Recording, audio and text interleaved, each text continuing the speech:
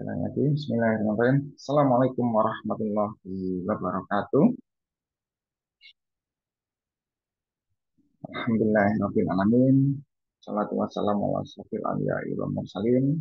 Sayyidina wa maulana Muhammadin wa ala alihi wa sahbihi ajma'in amma ba'd. Alhamdulillah, Bapak Ibu semuanya peserta Madrasah Baitullah, pada pagi yang bahagia ini Allah masih memberikan kita kesehatan, Allah masih memberikan kita kesempatan, dan juga Allah masih memberikan nikmat yang sangat besar pada kita semua, yaitu nikmat iman dan nikmat Islam yang senantiasa masih Allah jaga di dalam hati kita, sehingga insya Allah kita masih bersemangat untuk kemudian melaksanakan aktivitas kebaikan, salah satunya yaitu menuntut ilmu pada pagi hari ini. Kemudian salawat serta salam tidak lupa kita sampaikan pada suri tauladan kita Nabi Allah Muhammad Sallallahu Alaihi Wasallam beserta keluarga, sahabat, dan semoga kita tergolong dalam umatnya yang mendapatkan syafaat beliau dan mulia kiamat kelak. Amin amin ya rabbal alamin. Perkenalkan, di sini saya Arif Budiarto. Insya Allah akan memandu jalannya Madrasah Baitullah pada pagi hari ini yang bersama oleh Ustaz Hatta Samsudin. Setelah kita akan membahas tema yang menarik, yaitu ngobrolin akidah tanpa ceramah. Nah ini sangat penting ya bagi kita semua, bagi semuanya, agar kita memiliki cara yang tepat, kita memiliki kesempatan yang baik. Agar apa? Agar kita bisa kemudian menyampaikan pada anak-anak kita tentang bagaimana pentingnya fondasi iman agar kuat seperti itu. Nah, marilah kita buka terlebih dahulu acara kita pada pagi hari ini, Bapak Ibu semuanya, dengan membaca basmalah bersama-sama. Bismillahirrahmanirrahim. Kemudian saya di sini menyapa terlebih dahulu narasumber kita. Assalamualaikum, Ustaz Hatta. Waalaikumsalam warahmatullahi wabarakatuh. Bagaimana kabarnya Ustaz? Sehat Ustaz? Alhamdulillah. Suara saya kedengeran ya? Aman Ustaz, terdengar Ustaz. Baik. Alhamdulillah. Baik, Bapak Ibu semuanya, tanpa berlama-lama lagi, karena Ustaz Hatta juga sudah bergabung dan sudah siap ya Ustaz menyampaikan materi pada pagi hari ini. Ya. Nah, langsung saja, monggo pada Ustaz Hatta, waktu dan tempat dipersilahkan. Oke, Bismillahirrahmanirrahim. Assalamualaikum warahmatullahi wabarakatuh. Waalaikumsalam warahmatullahi wabarakatuh. Alhamdulillahi wa kafa wassalatu wassalamu alal mustafa wa ala alihi wa sahbihi wa man ihtada amma ba'du. Allahumma ahina ala sunnatih wa amitna ala millatih wa hsyurna fi zumratih ma'alladina an'amta alaihim minan nabiyyina was siddiqin wa syuhada'i was salihin wa hasuna ulaika rafiqa. Alhamdulillah, ikhwan akhwat Bapak Ibu sekalian, jamaah Zoom ya, Wonderful Umroh yang insya Allah dalam kondisi sehat, penuh semangat. Semoga kita semua pagi hari ini diberikan keberkahan oleh Allah Subhanahu wa taala. Wabil khusus dalam forum ini diberikan keberkahan, kita saling tawasau bil haq dan tawasau bis sabr. Salawat salam kepada Rasulullah sallallahu alaihi wasallam, keluarga, sahabat dan seluruh umat Islam yang istiqomah menjalankan risalah Islam hingga hari akhir nanti. Alhamdulillah, pagi hari ini memang sekarang majelis Zoom sekarang berasa siaran radio ya. Tidak nampak wajah-wajah ceria dan senyum-senyumnya ya. Masih pada sibuk mungkin dengan aktivitasnya. Tapi insya Allah walaupun tidak terlihat yang menyimak, ya semoga tidak mengurangi kekhusyukan kita. Saya sapa dulu ya, biar ada Pak Agung Klaten. Ini sepertinya familiar namanya ya. Ada Ibu Anizah Tegal. Ada lagi Bapak Imam, Bapak Bunda Enia, Ibu Nida, semuanya, alhamdulillah, yang tidak terlihat namanya, tidak terlihat wajahnya, tapi tampak-nampak namanya. Rasulullah SAW bersabda, La tahkiranna minal ma'ruf syai'an walau antal qa'ahaka biwajhin talqin au talikin. Janganlah meremehkan berbuat kebaikan sedikit pun, meskipun dalam bentuk menyambut saudaramu dengan wajah bercahaya. Ini hadis Rasulullah 1400 tahun yang lalu, ternyata pasnya buat jamaah Zoom ini kayaknya.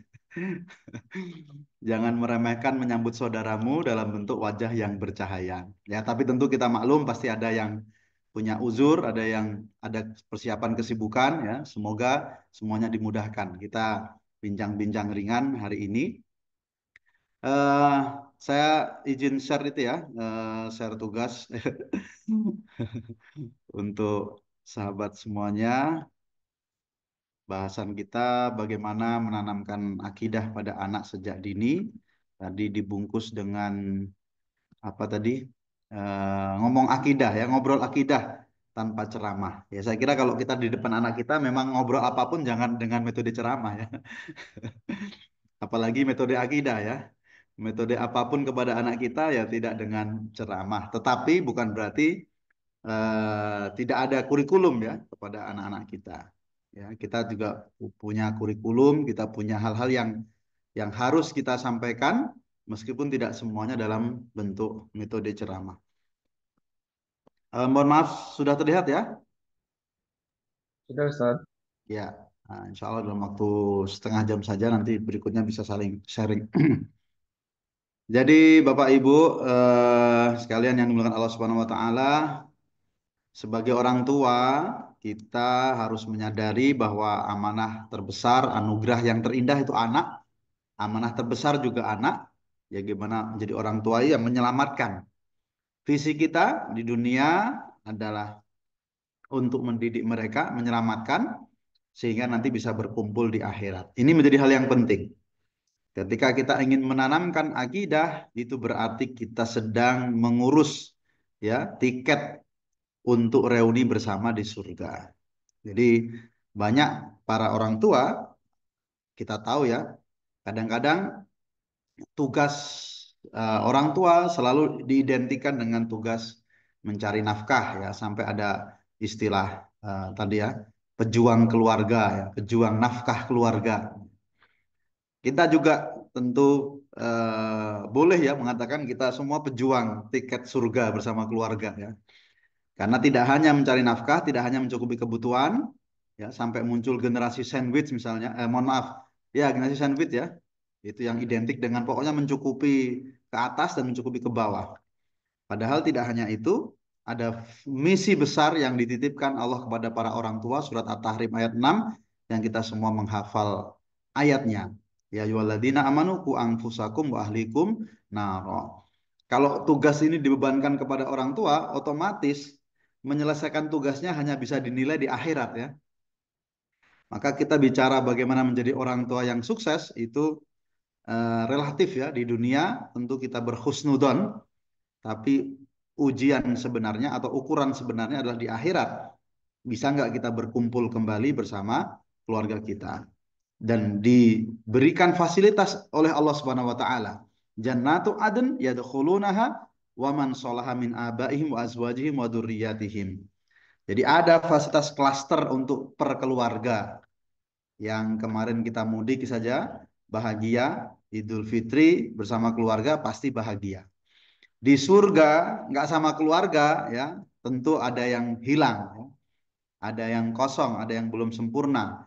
Maka kebahagiaan yang salah satu yang kita inginkan adalah berkumpul bersama keluarga di surga. Apalagi ada fase di mana di alam akhirat di mana kita ketemu keluarga tapi saling cuek ya, saling cuek. Yauma yafirul mar'u min akhihi wa ummihi wa abihi wa sahibatihi ya wa bani. Likulli imri'in minhum yauma idin sa'nun yugni. Ada fase di mana ketemu keluarga, ketemu anak, ketemu istri, ketemu saudara, tapi nggak pada peduli. Masing-masing sibuk dengan urusannya. Maka kita niatkan ya, menyelamatkan dan berkumpul kembali dengan keluarga di surga. Nah, tiket itu salah satu yang utama adalah dengan akidah. Memastikan itu semua ya dengan akidah. Rasulullah bersabda, "Man mata la yusrik billahi syai'an dakhalal jannah." Siapa yang meninggal tidak syirik sama sekali ya tidak menyekutukan Allah dengan sesuatu pun wajib surga. Sementara sebaliknya meninggal dengan kondisi syirik maka wajib masuk neraka. Naudzubillah summa naudzubillah. Jadi visi penyelamatan para orang tua sehingga dari situ ketika kita memahami dan menghayati visi kita untuk menyelamatkan dan berkumpul kembali di akhirat, di surga, maka disitulah kita akan berupaya sungguh-sungguh menanamkan akidah sejak awal pada anak-anak kita. Dimulai dari menyadari visi itu ya. Dan tentu saja itu sesuatu yang sekali lagi berhubungan dengan juga taufik ya, hidayah dari Allah Subhanahu wa taala dan kesungguhan. Kita bisa merasakanlah bagaimana kesedihan Rasulullah SAW ketika sang paman Abu Talib itu meninggal dalam kondisi kufur sehingga sampai dikatakan dalam hadis menjadi penduduk neraka. Ya, kita bisa merasakan kesedihan Rasulullah hingga tahun di mana beliau Abu Talib meninggal pun disebut dengan Amul Husni. Ya, terpaut hanya beberapa hari atau beberapa bulan dengan wafatnya istri beliau, Ibunda Khadijah.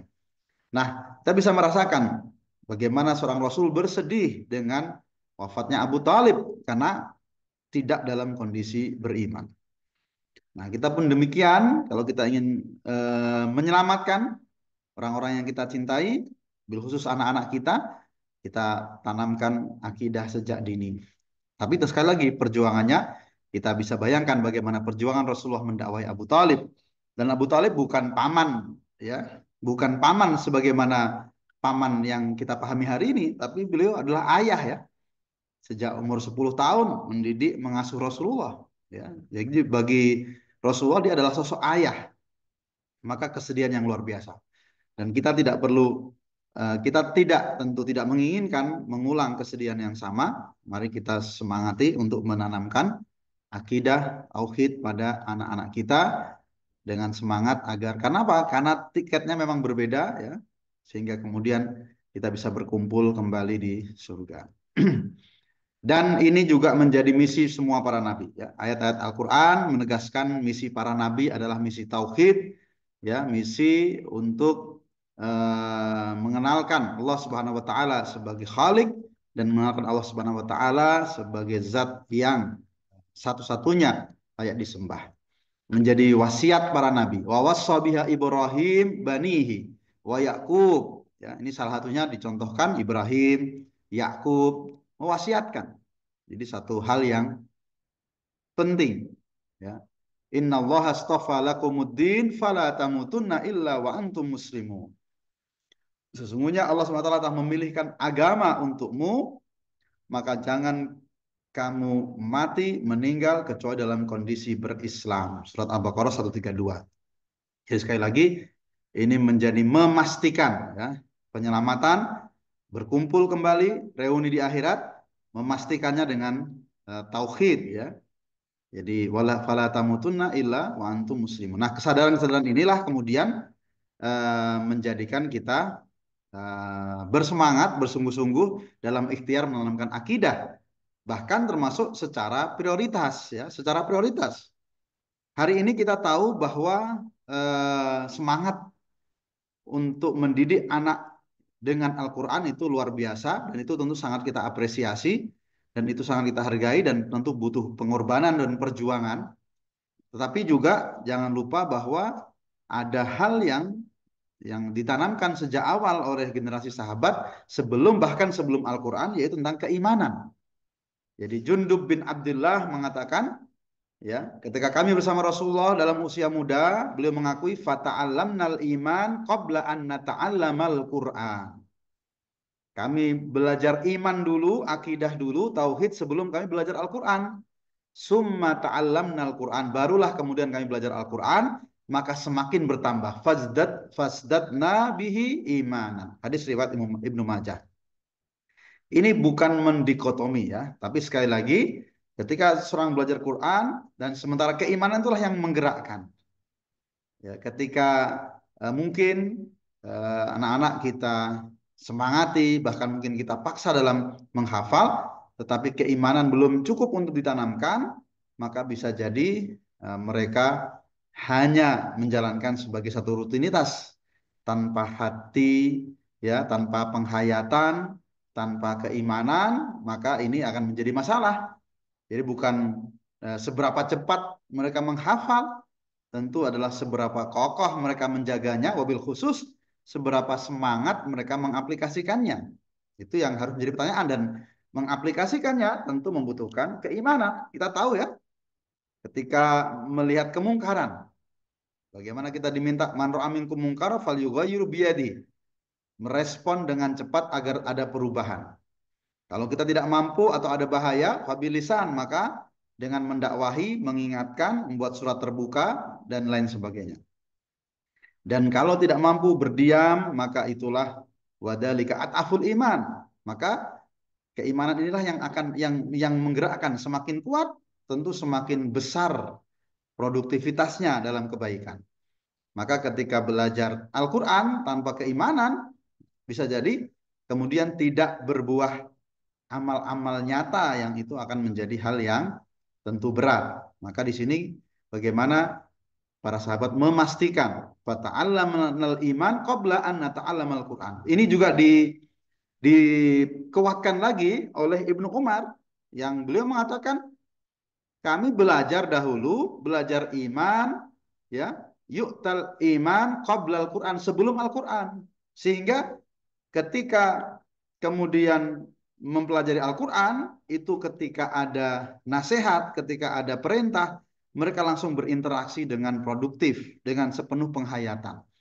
Dan uniknya Ibnu Umar mengalami masa di mana banyak orang mulai kendor. Beliau mengatakan, laqad ra'aitu rijalan yu'ta ahadumul Qur'an fayaqra' ma baina fatihatihi ila khatimatihi ma yadri ma amruhu wala zajiruhu. Saya melihat hari ini orang membaca Al-Fatihah sampai An-Nas, menyelesaikan Al-Quran, ya, tapi kemudian tidak memahami perintah larangannya. Tidak takut dengan apa yang ada di dalam Al-Quran, tidak termotivasi. Nah, ini yang kita hindari, para ayah bunda sekalian ya. Jadi betapa hari ini banyak sekali tentu yang salah satu menyemangati anak-anak dalam pendidikan orang tuanya untuk kemudian menghafal Quran, maka perlu dipastikan di tengah itu semua kita harus menanamkan keimanan, akidah, tauhid, sehingga kemudian mereka dalam berinteraksi dengan Al-Quran menjadi interaksi yang penuh penghayatan, interaksi yang produktif, interaksi yang bersemangat, bergerak, dan juga tentu siap untuk mengamalkannya. Nah, bagaimana kemudian menanamkan? Kita ambil beberapa inspirasi saja. Saya yakin Bapak Ibu jamaah sekalian yang dimuliakan Allah Subhanahu wa taala, kita tidak sedang membahas hal yang baru, kita hanya sedang mengingatkan, kita hanya sedang menguatkan, ya. Setiap kita ketika mentarbiyah, mendidik anak-anak kita, itu pasti sudah otomatis juga akan menanamkan akidah.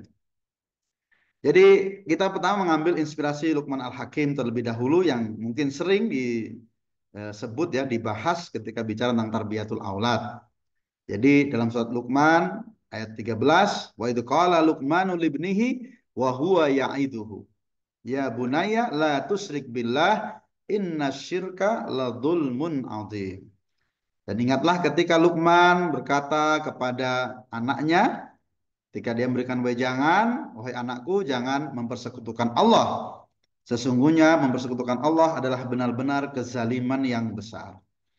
Kalau secara singkatnya ya, ini ada tentu pertama kalimat wahuwa ya'iduhu, itu Luqman Al-Hakim disebutkan memang mempunyai waktu-waktu khusus untuk memberikan wejangan kepada anaknya.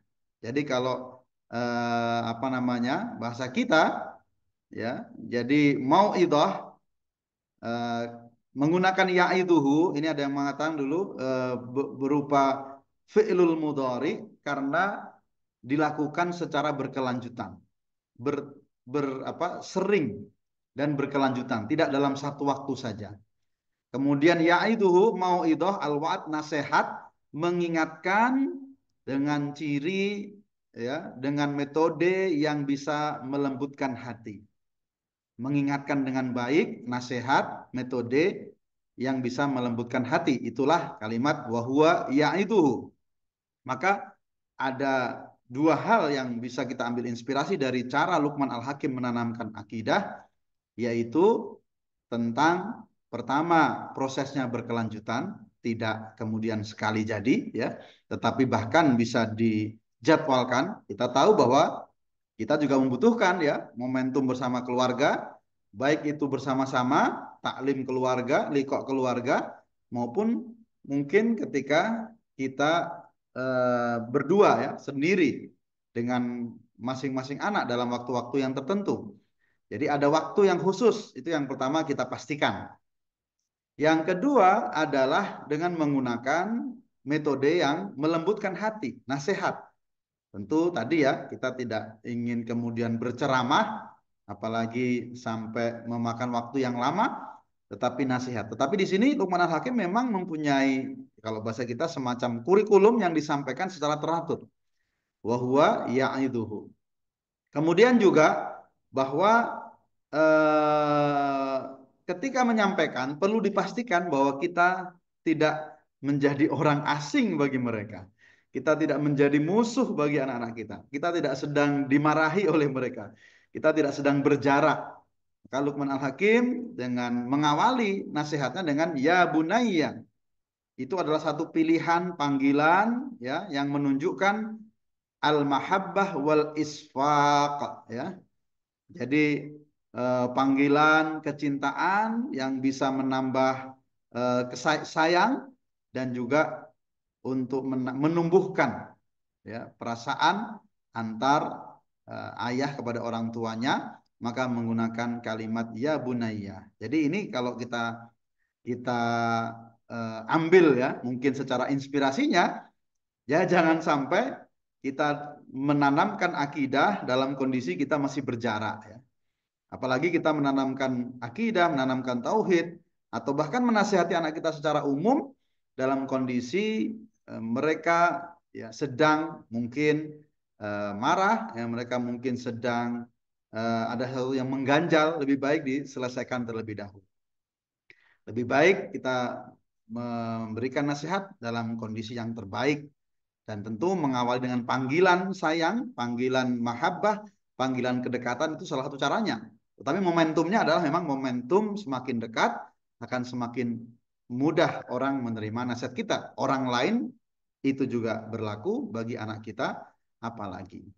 Kemudian juga disebutkan bahwa eh, yang menarik adalah ternyata ketika diberikan nasihat itu ada riwayat yang mengatakan Luqman Al-Hakim putranya itu dalam kondisi belum beriman, ya, masih kufur.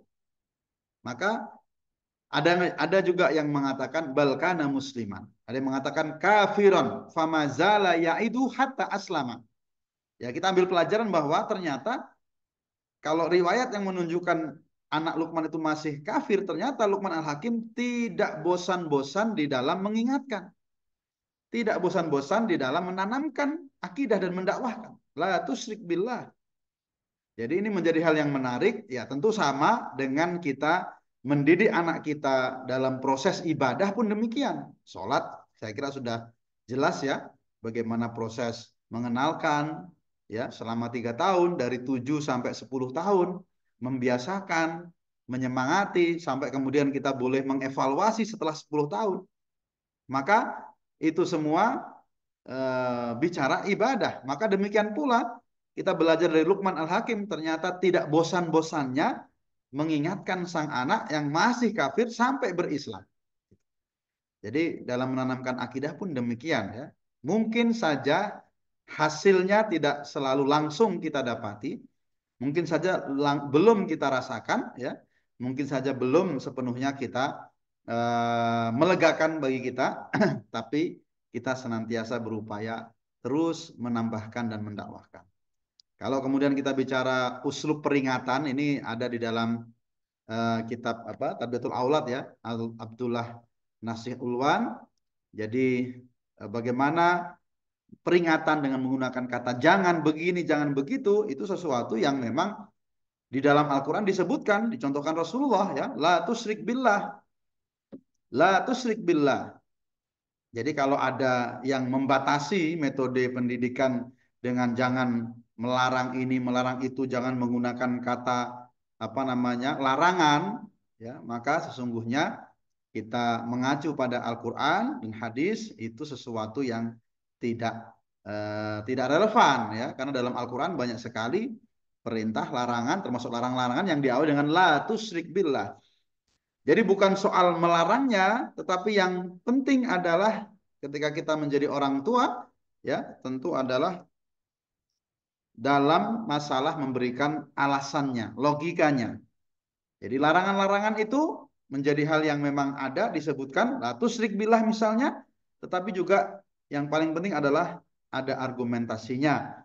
Ya, inna syirka la dzulmun adzim, sesungguhnya menyekutukan Allah adalah kezaliman yang besar. Kita tahu zalim lawan katanya adalah adil ya.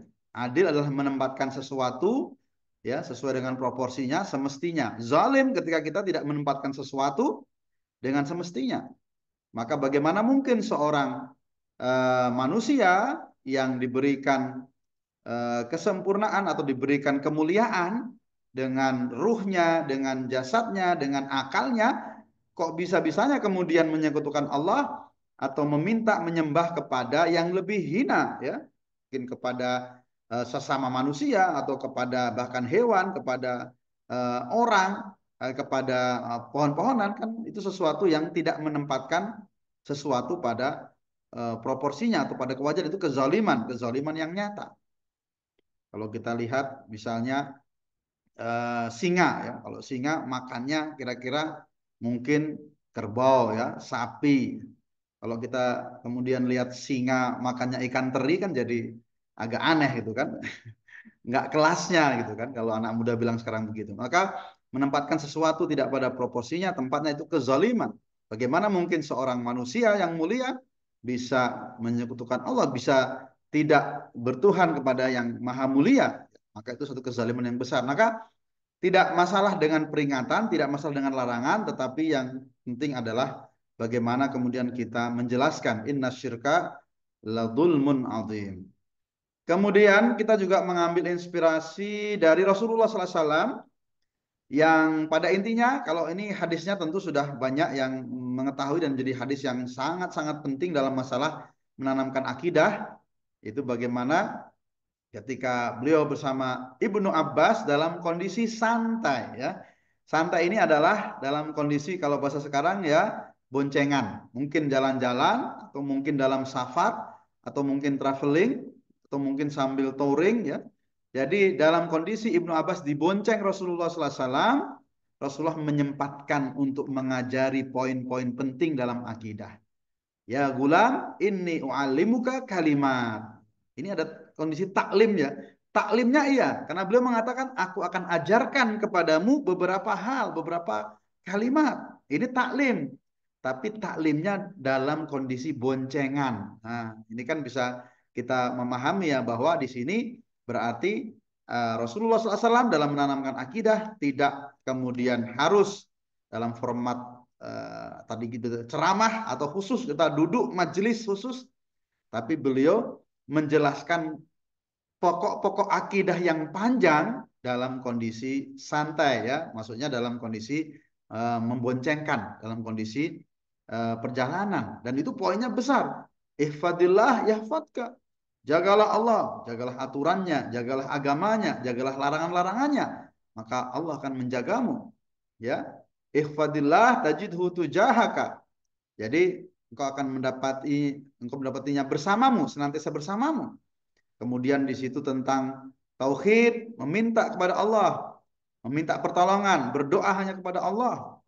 Bahkan di akhir tentang qada dan qadar. Jadi bahasan-bahasan penting dalam tauhid terangkum dalam perbincangan dengan mode yang santai gitu. Jadi padahal temanya berat sebenarnya. Bagaimana nggak berat bicara tentang qada dan qadar, ya, tentang siapa yang bisa memberikan manfaat, ya, siapa yang bisa apa namanya mencegah ketika sudah menjadi takdir Allah. Maka ini yang menjadi pelajaran bagi kita. Ternyata penanaman akidah itu dalam segala kondisi harus kita upayakan. Tidak harus menunggu ada majelis-majelis yang khusus. Walaupun tentu ketika setiap keluarga punya majelis khusus itu tentu sangat baik lagi ya, sangat lebih baik. Tapi pelajaran dari inspirasi Rasulullah, kalau tadi dari Luqman Al-Hakim, beliau punya waktu khusus. Wa huwa ya'iduhu mau'idah, itu ada waktu khusus yang berkelanjutan. Dari pelajaran Rasulullah, beliau menanamkan juga dalam kondisi-kondisi yang lebih fleksibel.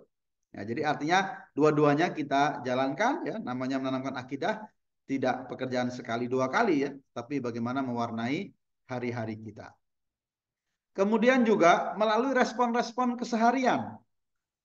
Apa yang diceritakan oleh anak kita, apa yang dialami oleh anak kita, apa yang ditemui oleh anak kita, tentu ya ini biasanya terkait dengan apa yang dia dapatkan, tentang kegagalan, tentang kesuksesan ya.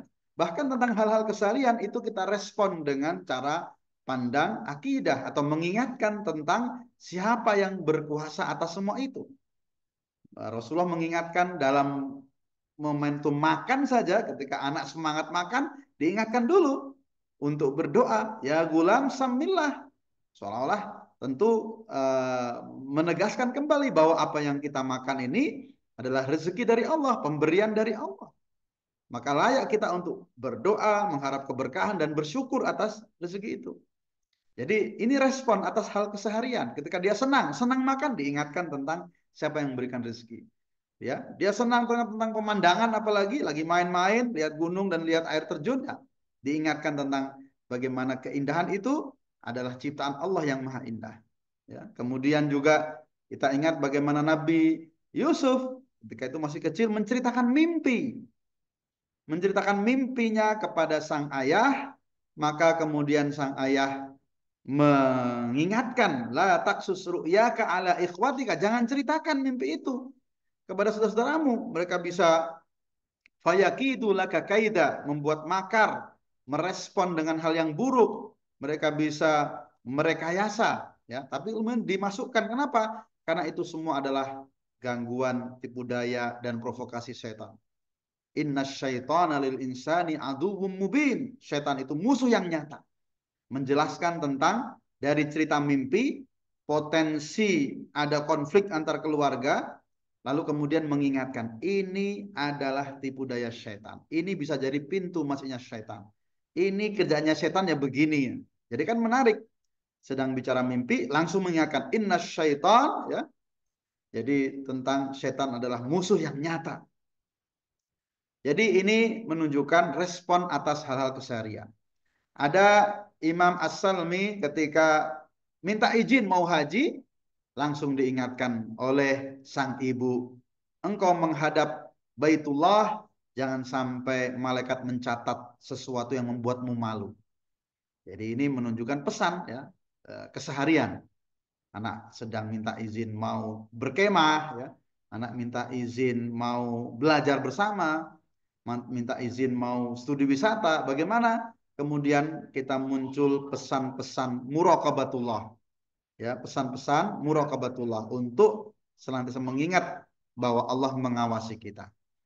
Kemudian secara teknis dan praktis memang menanamkan akidah yang relatif lebih keseharian itu adalah melalui dengan kita berdoa dan mendoakan. Wabil khusus memastikan mereka anak-anak kita berdoa, meyakini bahwa Allah Subhanahu wa taala ya adalah zat tempat kita bergantung, Allahus Samad, maka kita contohkan dengan kita berdoa dan mendoakan mereka di hadapan mereka sendiri. Rasulullah SAW banyak sekali momentum-momentum bahwa beliau mendoakan ya, Ibnu Abbas mendoakan cucu beliau di hadapan mereka. Jadi doa dan mendoakan ini saya kira sudah menjadi sarana yang paling praktis ya untuk mengenalkan Allah Subhanahu wa taala, untuk mengajari mereka hajat mereka, memintakan hajat mereka kepada Allah Subhanahu wa taala. Jadi kalau kita ingin mengecek ya, sebenarnya sesekali mintalah anak kita untuk berdoa atau memimpin doa dan kita mengaminkan. Kalau mereka berdoanya lancar ya, berdoanya baik, maka itu menunjukkan bahwa mereka sudah membutuhkan dan mereka sudah berdoa dengan baik ya dalam kehidupannya. Tapi kalau kemudian kita minta berdoa masih terbata-bata atau kita berdoa masih ragu-ragu dengan apa yang ucapkan, berarti masih membutuhkan penanaman akidah yang kokoh ya dalam masalah ini. Jadi kita berdoa di hadapan anak-anak kita, mendoakan mereka dan berdoa sendiri itu juga menjadi hal yang penting dalam penanaman akidah. Jangan sampai orang tua, apalagi para ayah ya, mungkin menjadi dalam kehidupannya kan senantiasa menjadi hero, menjadi pahlawan, senantiasa ingin menyelesaikan masalah anaknya dengan mudah. Kalau ada masalah ya panggil bapak, panggil ayah. Nah, jangan sampai ternyata itu melahirkan ketergantungan ya dan bahkan mungkin melahirkan asumsi-asumsi bahwa pahlawan adalah yang memberikan nafkah adalah sang ayah. Tidak tepat untuk seperti itu. Ketika anak meminta sesuatu ya, ketika anak membutuhkan sesuatu, orang tua, para ayah, para ibu menuntun untuk berdoa, meminta kepada Allah. Tidak justru malah menyelesaikan sendiri, apalagi dengan menambahkan kata-kata bahwa itu hal yang gampang misalnya. Itu hal yang gampang, nanti akan Abi Umi selesaikan misalnya. Itu tentu akan bisa jadi ya meminimalisir. Itu hal yang buruk ya karena akan ketergantungan mereka kepada Allah Subhanahu wa taala mungkin terganggu dengan asumsi-asumsi yang muncul karena seolah-olah wah ini pahlawannya adalah sang ayah atau sang ibu. Maka justru sebaliknya, ayah dan ibulah yang memperkenalkan betapa pentingnya, betapa kita membutuhkan Allah Subhanahu wa taala. Jadi dalam masalah doa dan mendoakan ini menjadi praktis ya, aplikasi menanamkan akidah keseharian. Bayangkan kita doa setiap hal ada doanya ya. Apalagi anak-anak yang kecil-kecil ya, kita menanamkan melalui akidah, menanamkan akidah melalui doa dalam keseharian. Mau makan, mau mandi, ya, mau tidur, mau keluar rumah. Jadi otomatis menanamkan akidah dalam banyak aktivitas ya melalui doa itu, ya. Tentu dengan sepenuh penghayatan, ya, sepenuh dengan mata. Dan itu bisa jadi menjadi hal yang bagi mereka akan mudah untuk dikenang, ya. Saya pernah ketika Ramadan kemarin ya berdoa ada anak yang paling kecil 4 tahun ketika Ramadan mau selesai saya berdoa dan kemudian sampai menangis. Nah, ketika itu menjadi pelajaran yang besar bagi anak saya yang kecil itu 4 tahun, 5 tahun sehingga akhirnya selalu bilang Abi nggak boleh nangis. Dia ikut bersedih ya. Dia ikut bersedih. Abi nanti Ramadannya datang lagi, jangan bersedih. Jadi dia melihat orang tuanya itu langsung terkesan dan kemudian dikenang terus ya bagaimana dia tidak ingin orang tuanya bersedih ketika Ramadan mau selesai misalnya. Jadi itu menjadi kenangan bagi anak sekecil itu. Jadi menanamkan akidah dengan keteladanan tentu sudah sama-sama kita pahami hal itu. Dan bahwa ada hal-hal penting dalam akidah yang mau tidak mau itu harus melalui pewarisan nilai yang jelas. Ada hal-hal prinsip ya tentang posisi. Kalau ini kita tahu bagaimana Rasulullah SAW misalnya ketika mendapati cucu beliau memegang kurma dari jenis kurma sedekah, maka beliau melarang ya mengatakan kih itu menolak ya jangan hendaklah ditaruh ya. Kenapa? Bahwa kita ini keluarga Nabi ya ahlul bait tidak boleh menikmati memakan sedekah. Ini namanya pewarisan kepada sang cucu. Posisi itu menjadi posisi yang sangat penting urgen sehingga ini namanya pewarisan di dalam masalah akidah, menjelaskan hal yang jelas posisinya. Para nabi keluarganya tidak memakan kurma sedekah, tidak memakan dari barang sedekah, tapi dari apa namanya hal yang lainnya. Maka ini menjadi pewarisan nilai-nilai yang prinsip dan kita bisa dapati bagaimana Nabi Ismail itu telah mendapatkan pewarisan yang kuat sehingga ketika sang ayah menceritakan dalam tanda petik baru mimpi saja Nabi Ismail langsung bisa mengatakan ya abatif alma tu'mar wahai ayahku lakukan apa yang kau perintahkan.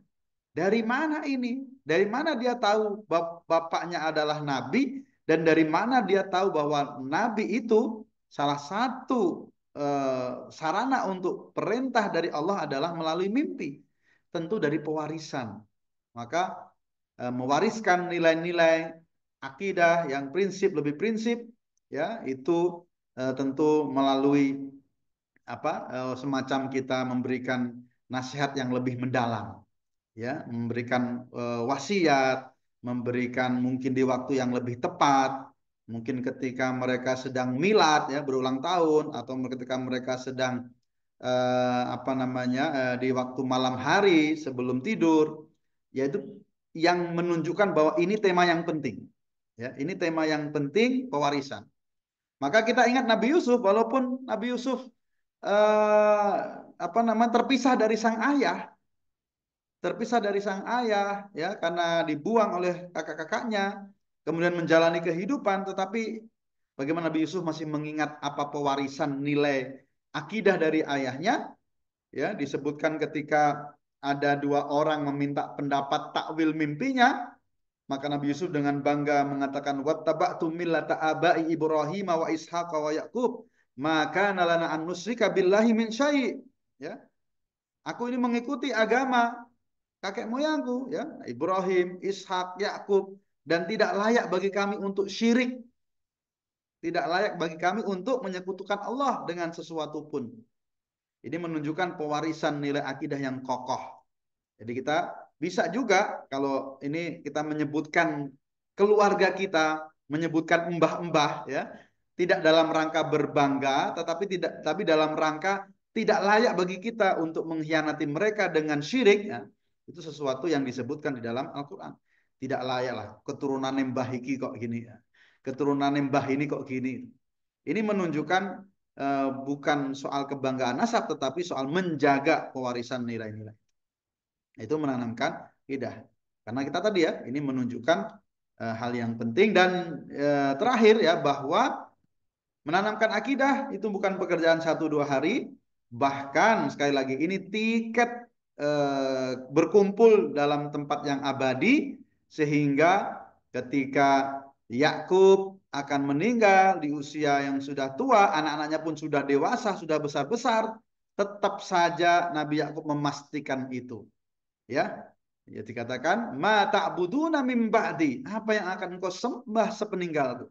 Bisa kita bayangkan interaksi yang begitu panjang, kebersamaan yang begitu panjang, dakwah yang begitu panjang, tapi ketika Nabi Yakub akan meninggal wafat, masih senantiasa menguatkan dan menanamkan akidah. Ma ta'buduna mim ba'di. Apa yang akan kau sembah setelah aku meninggal nanti? Kekhawatiran.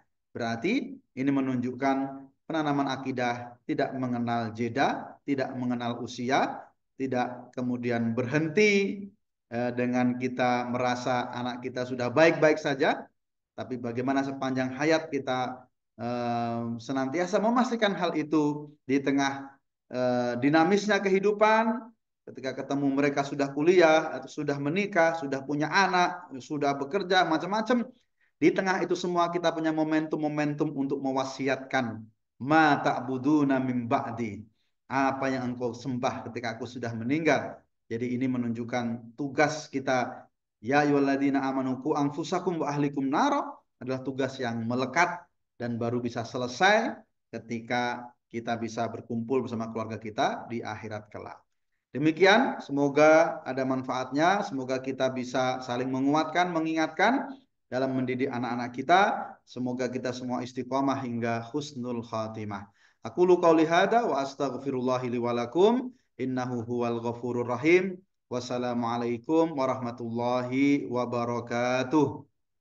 Waalaikumsalam warahmatullahi wabarakatuh. Masya Allah. Jazakallah khair atas penyampaiannya. Ini jadi bekal kita semua, ya, bagi semuanya, tentang bagaimana pentingnya menanamkan etika serta syarat-syaratnya. Jangan sampai kemudian kita ceramah panjang lebar yang ternyata itu tidak sesuai dengan suasana dan juga tidak sesuai dengan anak kita, yang kemudian menjadikan anak kita malah tidak mau mendengar, kemudian tidak mau menerima apa yang kita sampaikan seperti itu. Masya Allah. Nah, Bapak Ibu semuanya, eh, insya Allah nanti akan ada tanya jawab, ya, dari dalam pertanyaan yang sudah masuk. Sama ini Ustaz, Apakah nanti materinya boleh di-share, Ustaz? Oke, baik. Sebelum Ya, tanya jawab, insya Allah, saya ingin insya Allah. menyampaikan. Oke, baik, Ustaz. Eh, sebelum kita lanjutkan ke tanya jawab, saya ingin menyampaikan beberapa informasi kepada Ibu semuanya terkait dengan program-program Wonderful Umroh. Jadi untuk program pasca musim haji, insya Allah ada beberapa program yang sudah kita rilis dan ada beberapa program lagi yang insya Allah akan kita susulkan. Yang pertama yaitu Umroh Genzi, itu di bulan Juli, insya Allah di tanggal 4, keberangkatan menggunakan maskapai Saudi di harga 33 juta. Kemudian ada Umroh Hemat, insya Allah ini di bulan Agustus, di tanggal 12, ini menggunakan maskapai Lion, kemudian biayanya sekitar 28 jutaan. Dan juga ada umroh di bulan Maulid di 12 hari ini di harga 32 juta, insya Allah menggunakan maskapai Lion juga. Kemudian insya Allah nanti ada program-program menarik yang lainnya terkait dengan umroh dan haji. Kemudian ada haji khusus, insya Allah ketika kita daftar sekarang berangkat 7 sampai 8 tahun lagi. Kemudian ada haji furoda dan serta badal haji dan badal umroh seperti itu. Kami juga ada dana talangan umroh dan juga tabungan umroh. Kemudian yang selanjutnya adalah Wonderful Umroh membuka kemitraan dengan berkhidmat bersama Wonderful Umroh. Ini ada keuntungannya bagi hasil profit, pembinaan, marketing tools, serta bisa dapat kesempatan umroh dan haji gratis. Mari Bapak Ibu kita niatkan, kita ikhtiarkan ke Baitullah bersama keluarga tercinta. Begitu. Insya Allah nanti nomor admin akan kami sampaikan di kolom komentar. Dan selanjutnya kita masuk ke tanya jawab. Ini Ustadz ada dua pertanyaan yang sudah masuk, Ustadz. Yang pertama dari Bu Ririn. Saya izin membacakan ya, Ustadz. Assalamualaikum, Ustadz. Jadi mana yang lebih utama dilakukan dalam pertemuan keluarga? Apakah mentadabburi Al-Quran sedikit demi sedikit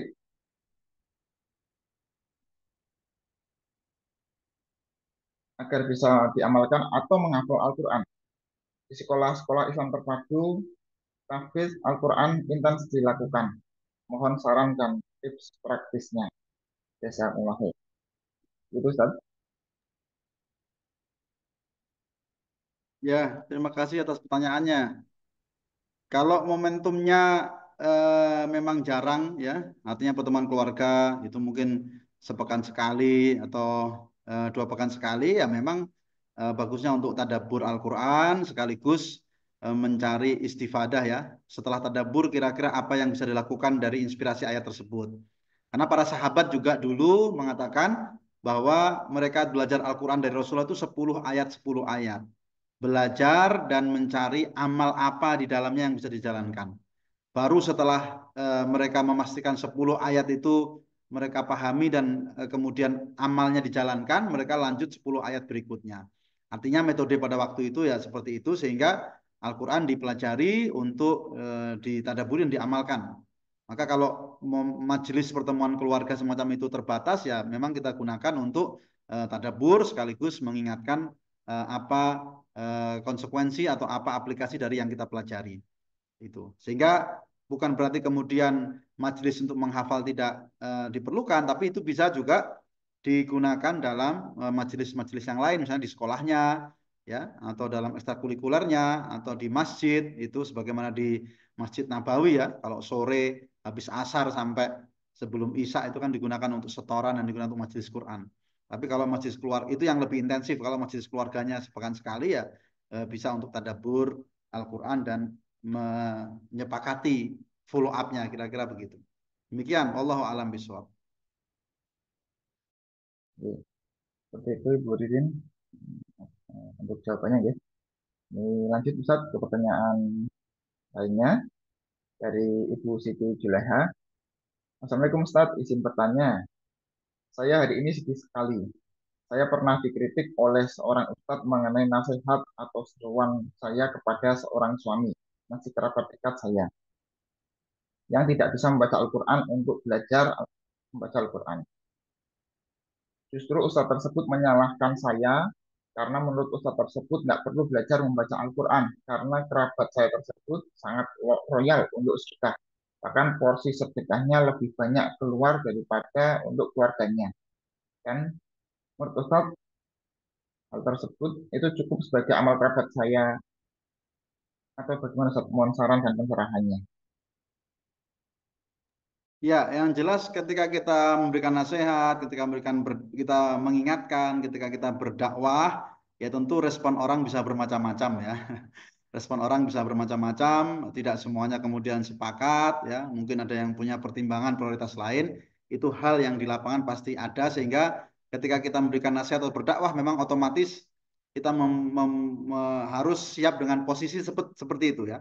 Posisi sabar, posisi siap dengan tanggapan respon yang mungkin tidak sesuai harapan itu pasti ya. Jangankan kepada orang lain ya, kepada anak kita pun ketika kita menasehati mendakwai tidak kemudian langsung dapat respon yang positif kan ya, kadang-kadang juga ada penolakan. Itu yang perlu dipahami ketika kita berdakwah.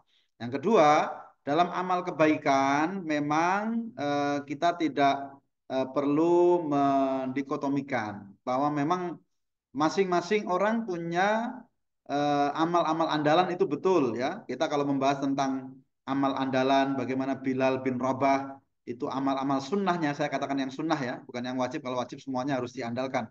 Itu Bilal bin Rabah ditanya oleh Rasulullah, ya Bilal hadisni bi arja amalin fil Islam amil tahu, wahai Bilal ceritakan kepadaku apa amal yang paling engkau andalkan pahalanya dalam Islam. Ini kan menarik ya. Kenapa menarik? Karena Rasulullah minta keterangan, minta bocoran. Karena Rasulullah kan bisa saja kemudian menyarankan Bilal, menasihati Bilal, mengarahkan Bilal. Wahai Bilal, kamu ini tilawah saja yang penting gitu kan. Wahai Bilal, kamu ini sedekah aja yang penting gitu misalnya. Wahai Bilal, kamu ini berdakwah aja yang penting. Tetapi Rasulullah nggak menyarankan Bilal pada amal tertentu, tapi justru malah meminta bocoran. Wahai Bilal, amal apa yang kau andalkan? Ini kan menunjukkan bahwa amal-amal yang sunnah itu memang bisa jadi setiap orang beda-beda dalam unggulan dan andalannya. Jadi betul kalau memang tadi kata Imam Malik ya, innallaha qassamal a'mal bainal ibad kama qassamal arzak. Jadi Imam Malik pernah ketika beliau kan ngajar terus ya, luar biasa, sehariannya ngajar di Masjid Nabawi. Kemudian ada yang mengingatkan beliau, bahkan mengatakan, wahai Imam Malik ya kira-kira ya, kalau sekarang ini, masa kok amal kok ngajar terus ya. Ikutlah bersama aku beribadah, aku tunjukkan bagaimana hakikat ibadah sejati. Nah, Imam Malik kalau menjawab dengan baik tadi ya, Allah Subhanahu wa taala membagi amal hambanya sebagaimana membagi rezeki itu. Rezeki sumbernya dari Allah, semua dari Allah. Tapi caranya dibagi dengan berbagai macam cara. Ya. Ada yang dagang, dagang pun berbagai macam komoditasnya. Ya, ada yang bekerja, ada yang profesional dan seterusnya.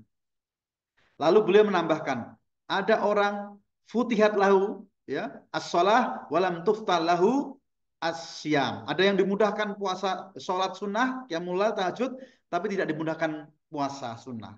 Ada yang dimudahkan puasa sunnah, tapi tidak dimudahkan untuk sedekah. Ada yang dimudahkan untuk sedekah, tapi tidak dimudahkan untuk jihad dan dakwah. Lalu beliau mengatakan, dan aku bersyukur atas apa yang Allah berikan kepadaku, yaitu mengajarkan orang kebaikan, ilmu. Dan aku melihat apa yang kau tawarkan tidak lebih baik dari yang aku jalankan. Nah ini kan menunjukkan ya bahwa masing-masing orang bisa jadi mempunyai amal andalan yang juga harus kita hormati, kita tidak kita remehkan. Bisa jadi ada orang yang tadi andalannya sedekah, ada yang andalannya Quran, membaca, menghafalkan, ada yang andalannya sholat sunnah. Itu semua secara pribadi-pribadi mungkin masing-masing punya apa namanya kecenderungan ya, kita saling menghargai, tidak meremehkan. Tapi kembali ke tadi, kalau ada yang berdakwah ya itu boleh-boleh saja kita mengingatkan tentang Quran ya itu hal yang baik ya. Masa sudah besar tidak berusaha itu kan kita memberikan peluang kebaikan tambahan mendakwahkan. Jadi ini hal yang berbeda ya. Yang satu tentang dakwahnya, yang kedua tentang memang orang kadang punya amal-amal unggulan, amal-amal andalan. ya. Tetapi kita bukan berarti tidak meremehkan, bukan berarti tidak boleh mengingatkan. Misalnya begitu ya.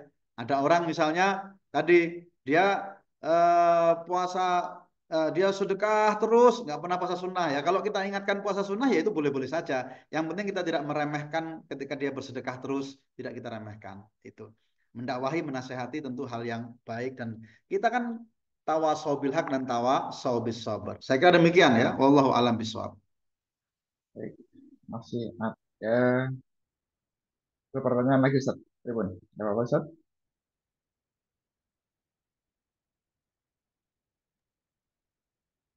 Baik. Cukup ya, gimana?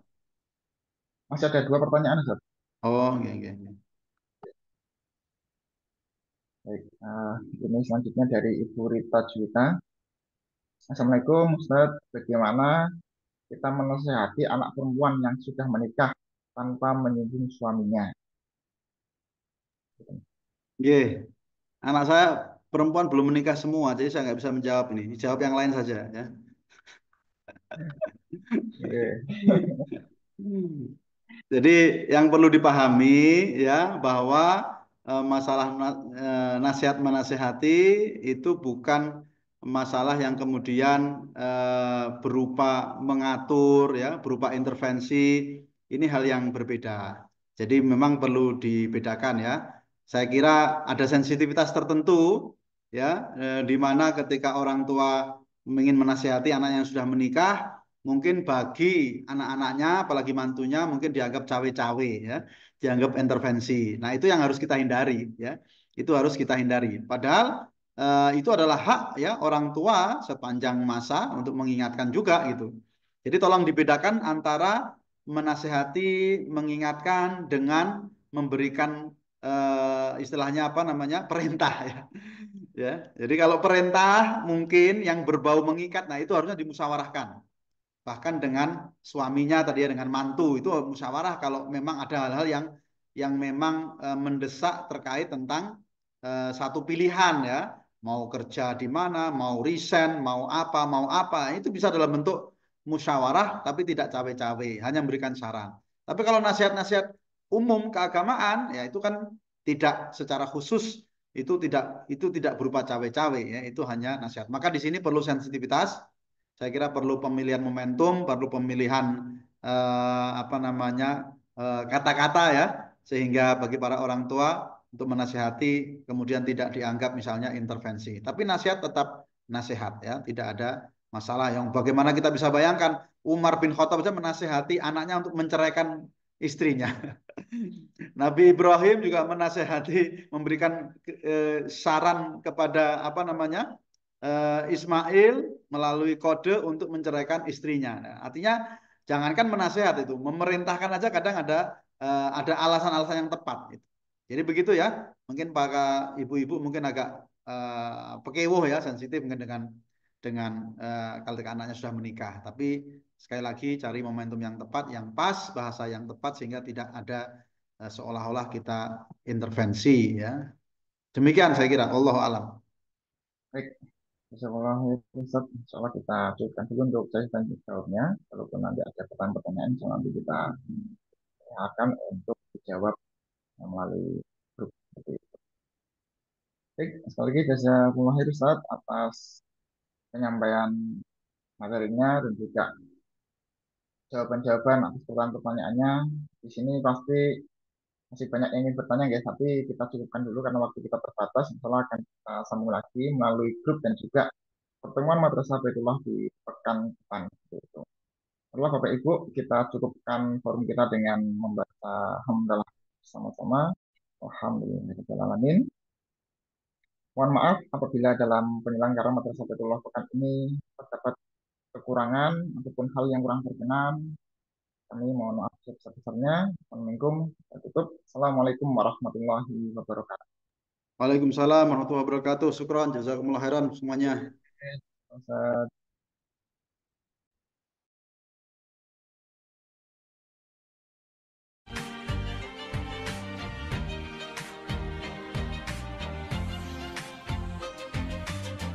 I was a foolish little child. Crazy things I used to do. all the pain I put you through. Mama, now I'm here for you. For all the times I made you cry, the days I told you lies. Now it's time for you to rise. For all the things you sacrificed, oh.